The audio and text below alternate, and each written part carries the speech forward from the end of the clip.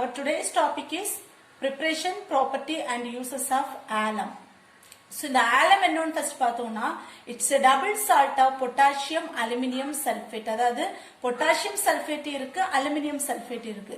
So ரெண்டு salt contained இருக்குது. இது கூட 24H2O add ஆயிருக்கக்கூடிய அந்த ஒரு salt தான் நம்ம என்ன சொல்லுவோம் alum அப்படின்னு சொல்றோம். So இந்த alum என்னன்னு பார்த்தோம் அப்படின்னா படிகார கல் அப்படின்னு சொல்லுவோம் தமிழ்ல. அதாவது இந்த புதுசா வீடு கட்டும் போது திருஷ்டி படாம இருக்கிறதுக்காக இந்த ஒரு ஒயிட் ஸ்டோன் நல்ல ஒரு பெரிய கல் மாதிரி இருக்கும் ஸ்டோன் அதை ஒரு நூல்ல கட்டி தொங்க விடுவாங்க பாத்திருக்கீங்களா அதுதான் நம்ம என்னன்னு சொல்றோம்னா இந்த ஆலம் அப்படின்னு சொல்லக்கூடியது.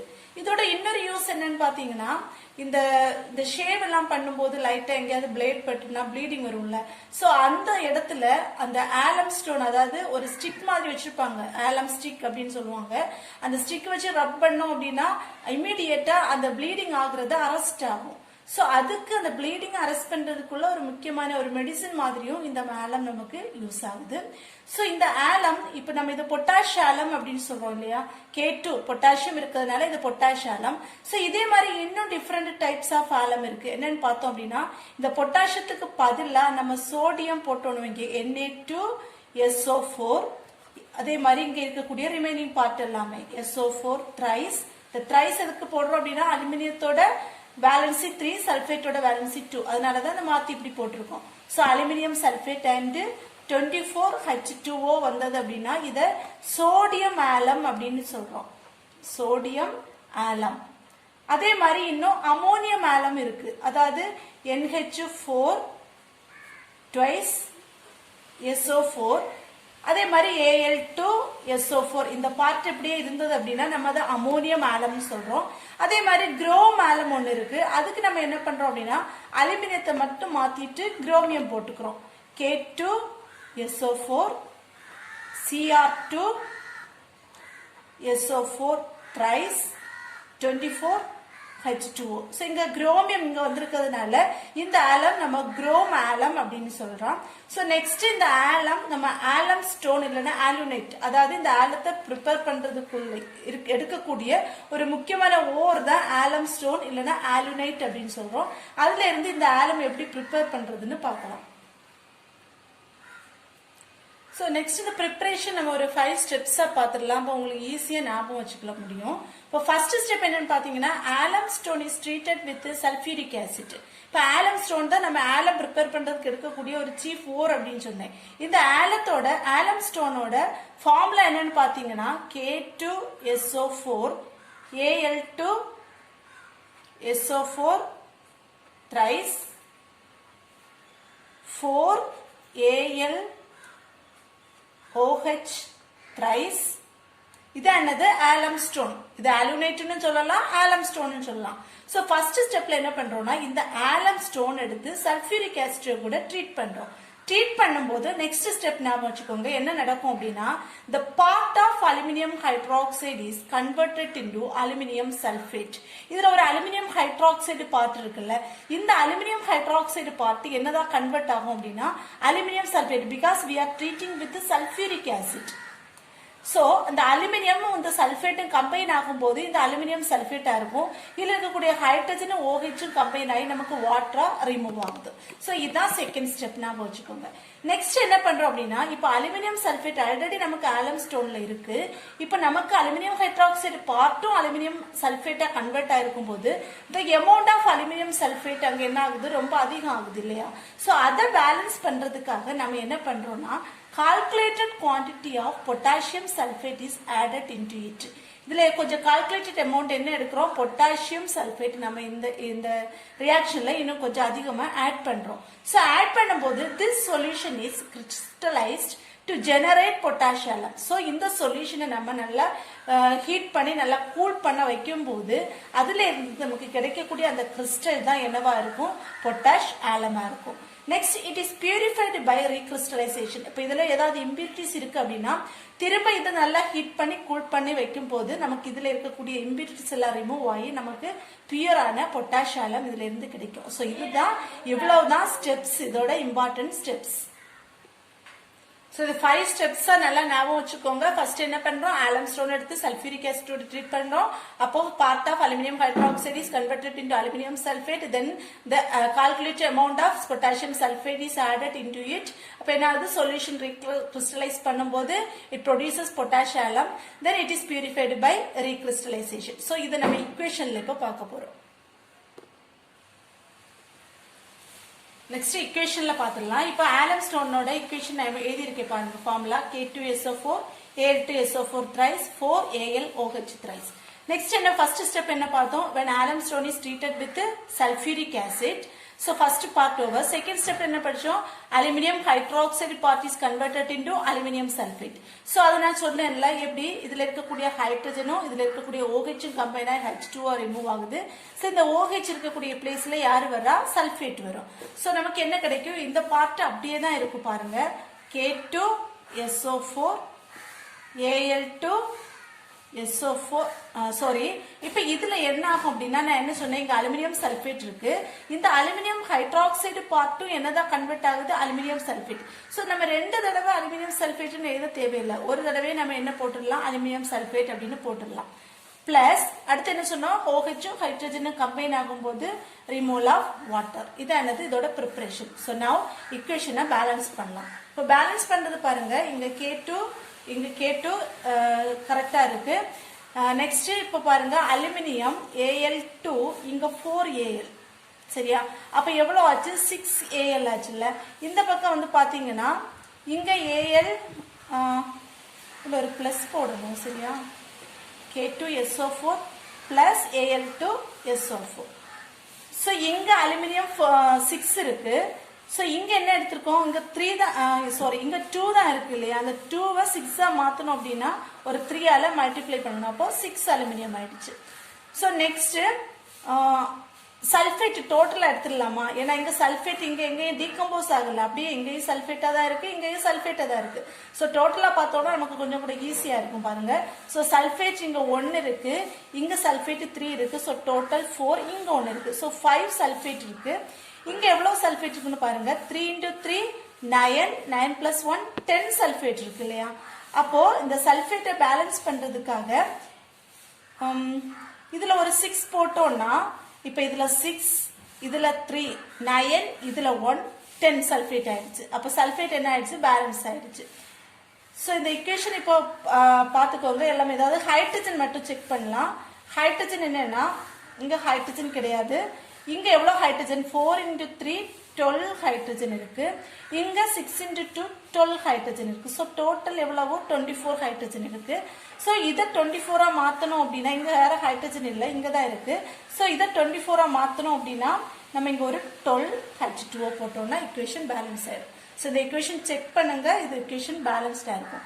சோ நெக்ஸ்ட் என்ன படிச்சோம், அலுமினியம் ஹைட்ராக்சைடு பார்ட் அலுமினியம் சல்ஃபேட்டா சேஞ்ச் ஆனதுக்கு அப்புறம் அலுமினியம் சல்ஃபேட்டோட குவாண்டிட்டி அதிகமா இருக்கிறதுனால a calculated quantity of potassium sulfate is added into it அப்படிதானே. அப்ப இதை எடுத்துக்கோங்க, K2SO4 plus இது அப்படியே போட்டுக்கிறோம், Al2SO4 thrice plus இங்க நமக்கு எவ்வளவு H2O கிடைச்சிருக்கு, 12 H2O. So இதுல calculated quantity of K2SO4 add பண்ணும்போது the solution is crystallized அப்படின்னு சொன்னோம். அதாவது இது என்ன ஆகும் அப்படின்னா, நமக்கு ஆலம் ஃபார்முலா ஞாபகம் இருக்கா, 24 H2O. அதாவது K2SO4 Al2SO4 thrice அப்புறம் 24 H2O வரும். ஸோ அதை அப்படியே போட்டுக்கலாம். இதை கிறிஸ்டலைஸ் பண்ணும்போது இதுல இருந்து பொட்டாஷ் ஆலம் கிடைக்குது. ஸோ K2SO4 Al2SO4 thrice இங்க என்ன வரும், 24 H2O. சோ இது ரெண்டுமே அப்படியே தான் இருக்கு இல்லையா. அப்ப நம்ம பேலன்ஸ் பண்ண வேண்டியது இந்த H2O மட்டும்தான். சோ இங்க 24 into 2 48 இருக்கு. சோ இங்க 48 அப்படியே மாத்தணும் அப்படின்னா இந்த 12 மாத்திட்டு நம்ம ஒரு 24 போட்டா போதும். இப்ப 24 போட்டுட்டோம் அப்படின்னா நமக்கு என்ன ஆச்சு, ஈக்குவேஷன் பேலன்ஸ் ஆயிடுச்சு. சோ இதுதான் என்னது, பொட்டாஷ் ஆலம் ப்ரிப்பேர் பண்றது ரொம்ப இம்பார்ட்டன்டான ஒரு கொஸ்டின் இது. How to prepare potash alum from alum stone or alunite அப்படிங்கிற மாதிரி ஒரு கொஸ்டின் கேட்கலாம். இந்த ஃபார்முலா ஞாபகம் வச்சீங்கன்னா ஒண்ணுமே கிடையாது. அலுமினியம் ஹைட்ராக்சைடு பார்த்து அலுமினியம் சல்ஃபேட்டா கன்வெர்ட் பண்றோம், அவ்வளவுதான் இதுல இருக்கக்கூடிய ஒரே ஒரு சின்ன சேஞ்ச். நெக்ஸ்ட் இதோட ப்ராப்பர்ட்டிஸ் பார்க்கலாம். இன்னொரு ஒன் மார்க் கொஸ்டின் கூட இதுல இருந்து கேட்கலாம். என்னன்னா, which part of alum stone is converted into aluminium sulfate when treated with sulfuric acid? அந்த மாதிரி ஒரு ஒன் வேர்டு கொஸ்டின், ஒரு இன்டைரக்டா கொஸ்டின் எடுத்தாங்கன்னா இந்த மாதிரி கூட ஒரு கொஸ்டின் கேட்கறதுக்கு சான்சஸ் இருக்கு. சோ அவங்க ஆப்ஷன் தந்திருப்பாங்க. என்னது, potassium sulphate, aluminium sulphate, aluminium hydroxide அப்படிங்கிற ஒரு 4 ஆப்ஷன் தந்திருப்பாங்க. அப்ப அதுல நம்ம எழுத வேண்டிய கரெக்ட் ஆன்சர் என்னன்னா aluminium hydroxide. So next properties of potassium பார்க்க போறோம். So next properties of potassium. First one என்னன்னா white crystalline solid. நான் beginningலயே சொல்லியிருந்தேன்ல, அது இந்த கல் மாதிரி இருக்கும் அப்படின்னு, அது சாலிடா இருக்கும், அது ஒயிட் கலர்ல இருக்கும், அதான் என்னது white crystalline solid. Next, it is soluble in water and insoluble in alcohol. Waterல ஈஸியா நமக்கு கரைக்கலாம், and alcoholல போட்டோம்னா இது soluble ஆகாது. இதோட melting point எவ்வளவுன்னு பாத்தீங்கன்னா 365 Kelvin. 365க்கு மெல்ட் பண்ணோம் அப்படின்னா, ஹீட் பண்ணோம் அப்படின்னா it started to melt. Next, at 475 Kelvin, it loses water of hydration and swells up. The swollen mass is known as burnt alum. இது இம்பார்ட்டன்ட் ஆன ஒரு 2 மார்க் क्वेश्चनல கேட்கலாம். வாட் இஸ் burnt alum அப்படிங்கிறது ஒண்ணு கிடையாது. நம்ம இப்ப இதுல 24H2 இருக்கு அப்படின்னு படிச்சிருந்தோம் இல்லையா? சோ இத நம்ம 475 கெல்வின் வரைக்கும் நம்ம ஹீட் பண்ணிட்டே இருந்தோம்னு வெச்சுக்கோ. அதாவது 365 வரும்போது இது மெல்ட் ஆக தொடங்குது. சோ 475 கெல்வின் வரும்போது இது என்ன ஆகும்னா, இதுல இருக்கக்கூடிய அந்த 24 வாட்டர் மாலிகூல்ஸ் இது என்ன ஆகும், லூஸ் பண்ணும். சோ ஹைட்ரேஷன் ஆகி, அதாவது ஹைட்ரேஷன்னா இதுல இருக்கக்கூடிய வாட்டர் ஆஃப் ஹைட்ரேஷன், அது இருக்கக்கூடிய வாட்டர் கண்டென்ட் இல்லைன்னா வாட்டர் மாலிகூல்ஸ் எல்லாமே அதுல இருந்து வெளியே போகும் போது இது ஸ்வெல்ஸ் அப் என்னது, ஒரு அந்த பபிள்ஸ் மாதிரி அப்படி பொங்கி, அதாவது வாட்டர் தண்ணியோட இது இல்லாம இருக்கும்போது தெரியும்ல, கொப்பளம் மாதிரி அப்படி பொங்கி பொங்கி வர்றது. சோ அந்த மாதிரி தண்ணி இல்லாம அது ஒரு மாதிரி கொப்பளம் மாதிரி, அது பபிள்ஸ் மாதிரி ஃபார்ம் ஆகுது. சோ அந்த ஸ்வாலன் மாஸ் தான் நம்ம என்னன்னு சொல்றோம், burnt alum அப்படின்னு சொல்றோம். So what is burnt alum னு கேட்டாங்கன்னா when potassium heated at 475 Kelvin, it loses water of hydration and swells up. This swollen mass is known as burnt alum. Next, when heating it decompose into potassium sulfate, alumina, Al2O3ங்கிறது alumina and sulfur dioxide. அதாவது இது ரொம்ப அதிகமா red hot டியூப்ல heat பண்ணும்போது இது உடையுது. டிகம்போஸ்னா என்ன சொன்னா, split up into 2 or 3 அப்படின்னு சொன்னோம். சோ இது உடஞ்சு என்னவாலாம் கிடைக்குது, பொட்டாசியம் சல்பேட் ஆகவும் அலுமினியம் ட்ரைஆக்சைடு இல்லைன்னா அலுமினா அப்படின்னு கூட சொல்லிக்கலாம், அண்ட் சல்பர் ட்ரைஆக்சைடா இது கன்வெர்ட் ஆகுது. சோ இந்த ரியாக்ஷன் எப்படி நடக்குதுன்னு பார்க்கலாம். So first potassium K2SO4 Al2SO4 thrice 24H2 ன்னு சொன்னோம். சோ நம்ம நேரமா என்ன பார்த்தோம், 473 கெல்வின் வரும்போது இது என்ன ஆக தொடங்கும், 475 கெல்வின் வரும்போது இதுல இருக்கக்கூடிய வாட்டர் மாலிகூல்ஸ் எல்லாம் வேப்பரைஸ் ஆக தொடங்குது. சோ நியர்லி ஒரு 500 கெல்வின் வரும்போது என்ன ஆகும்னா, இந்த கம்ப்ளீட் 24H2வும் converted into its vapour state. So எது மட்டும் தான் நமக்கு கிடைக்கும், K2SO4 Al2SO4 thrice இந்த 24H2 இதுல இருந்து வேப்பரைஸ் ஆகுது. சோ இந்த மாதிரி வாட்டர் கண்டென்ட் இல்லாம இருக்கக்கூடிய இந்த ஸ்வாலன் மாஸ் தான் நம்ம என்ன சொல்றோம், burnt alum அப்படின்னு சொல்றோம். சோ நெக்ஸ்ட் என்ன சொன்னோம், இந்த K2SO4 அந்த burnt alum எடுத்து Al2SO4 thrice இதை நம்ம என்ன சொல்லுவோம், burnt alum அப்படின்னு சொல்லுவோம். இந்த burnt alum எடுத்து ரெட் ஹாட்ல இன்னும் அதிகமா ஹீட் பண்ணோம் அப்படின்னா it decomposes into potassium sulphate. அது அப்படியே தான் இருக்கு இல்லையா, இந்த பார்ட் அப்படியே இருக்கு. இந்த அலுமினியம் சல்பேட் பார்ட் தான் எப்படி கன்வெர்ட் ஆகும்னா alumina or aluminium trioxide plus sulphur ட்ரைஆக்சைடா இது கன்வெர்ட் ஆகுது. Next property, when this potassium is treated with ammonium hydroxide, it produces or it forms aluminium hydroxide. So அது எப்படின்னு பாருங்க.